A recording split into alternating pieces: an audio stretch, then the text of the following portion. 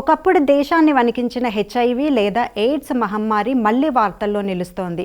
గత కొంతకాలంగా ఈ వ్యాధి గురించి చర్చ తగ్గడంతో ఇది అంతరించిపోయిందని భావిస్తున్నాం. కానీ అది తప్పు అని గణాంకాలు చెబుతున్నాయి. ఇటీవల కేంద్ర ప్రభుత్వం వెల్లడించిన వివరాల ప్రకారం గత 5 ఏళ్లలో అంటే 2020 నుంచి 2024 మధ్య 2 తెలుగు రాష్ట్రాల్లో కలిపి ఏకంగా 44,140 మంది హెచ్ఐవి బాధితులు ప్రాణాలు కోల్పోయారు. ఈ లెక్కలు చూస్తే ఎవరైనా షాక్ అవ్వడం గ్యారంటీ.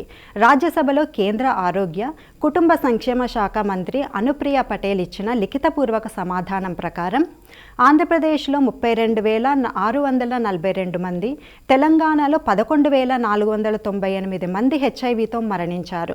వైద్య రంగం ఎంతో అభివృద్ధి చెందిన ఈ రోజుల్లో కూడా ఇంత భారీ స్థాయిలో ప్రాణ నష్టం జరగడం ఆందోళన కలిగించే విషయం. ఇది కేవలం సంఖ్య మాత్రమే కాదు, 44,000 కుటుంబాల విషాదగాథ అని చెప్పాలి.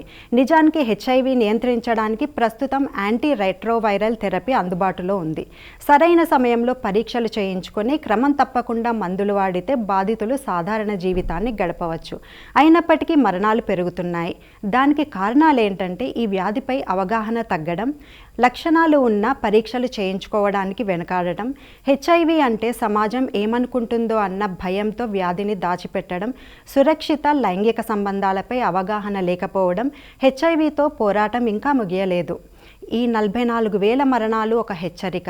ముందస్తు జాగ్రత్తలు, క్రమం తప్పకుండా వైద్య పరీక్షలు, అపోహలను వీడటం ద్వారానే ఈ మరణాల సంఖ్యను అరికట్టడం సాధ్యమవుతుందన్నారు నిపుణులు.